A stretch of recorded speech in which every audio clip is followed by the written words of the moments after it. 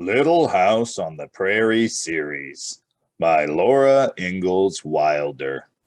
Book 5 By the Shores of Silver Lake. Chapter 12 Wings over Silver Lake.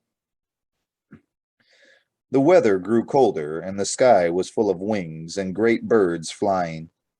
From east to west, from north to south, and as far up into the blue sky as eyes could see, were birds and birds and birds sailing on beating wings. At evening down they came endlessly from the sky, sliding down long slopes of air to rest on the water of Silver Lake.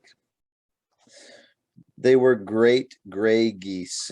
There were smaller snow-white brant that looked like snow on the water's edge. There were ducks of many kinds, the large mallards with a shimmering of purple and green on their wings, the redheads, the bluebills, the canvasbacks, and teals, and many others whose names Pa did not know. There were herons and pelicans and cranes. There was little mud hens and the small hell divers that peppered the water thickly with their little black bodies. When a shot cracked, hell divers upended and vanished quicker than winking. They went far down in the water and stayed there a long time. At sunset, the whole large lake was covered with birds of all kinds, speaking in every kind of bird's voice to each other before they went to sleep for a night of rest on their long journey from north to south. The winter was driving them. The winter was coming behind them from the north. They knew it and started early so that they could rest on the way.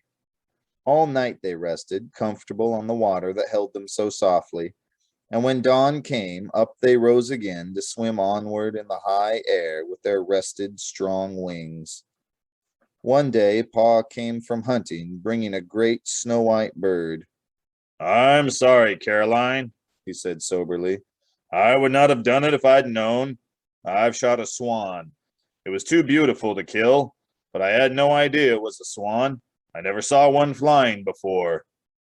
"It can't be helped now, Charles," Ma told him. They all stood looking sorrowfully at the beautiful snowy bird that would never fly again. "Come," said Ma, "I'll pluck its feathers and you skin it.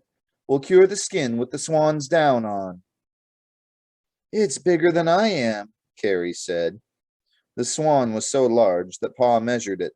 Its feathery white wings measured 8 feet from tip to tip. Another day, Pa brought a pelican to the shanty to show Ma what it was like. He opened the long bill, and dead fish fell out of the pouch of skin underneath it. Ma snatched up her apron and pressed it to her face, and Carrie and Grace held their noses. "Take it away, Charles, quick," said Ma through the apron. Some of those fish were fresh, and some were fish that had been dead a long, long time. Pelicans were not fit to eat. Even their feathers smelled so strongly of rotten fish that Ma would not save them for pillows.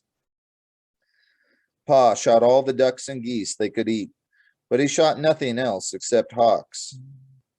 Sometimes he shot a hawk because hawks kill other birds. Every day, Laura and Ma plucked feathers from the scalded skins of the ducks and geese that Pa shot for dinner. "We'll soon have enough for another feather bed," said Ma. "Then you and Mary can sleep in feathers this winter." All those golden autumn days, the sky was full of wings. Wings beating low over the blue water of Silver Lake, wings beating high in the blue air far above it.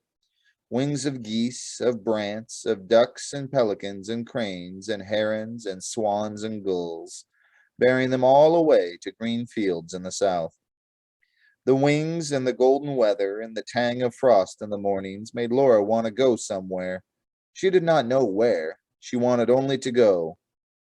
"Let's go west," she said one night after supper. "Pa, can't we go west what Uncle Henry does?" Uncle Henry and Louisa and Charlie had earned money enough to go west. They were going back to the big woods to sell their farm, and in the spring, with Aunt Polly, they were all driving west to Montana. "Why can't we?" Laura said. "There's all the money you've earned, Pa, $300. We've got a team and a wagon. Oh, Pa, let's go on west." "Mercy, Laura," Ma said. "Whatever—" She could not go on. "I know, little half-pint," said Pa, and his voice was very kind. "You and I want to fly like the birds. But long ago, I promised your ma that you girls should go to school. You can't go to school and go west. When this town is built, there'll be a school here. I'm going to get a homestead, Laura, and you girls are going to school. Laura looked at Ma and then again at Pa, and she saw that it must happen. Pa would stay on a homestead, and she would go to school. You'll thank me someday, Laura, and you too, Charles, Ma said gently.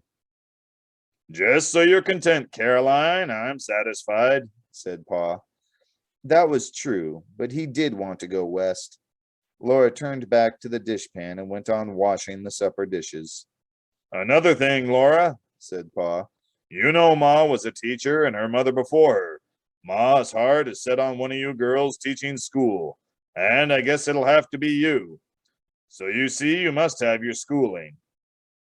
Laura's heart jerked, and then she seemed to feel it falling far, far down. She did not say anything. She knew that Pa and Ma and Mary, too, had thought that Mary would be a teacher. Now Mary couldn't teach, and, oh, I won't, Laura thought. I don't want to. I can't. Then she said to herself, you must.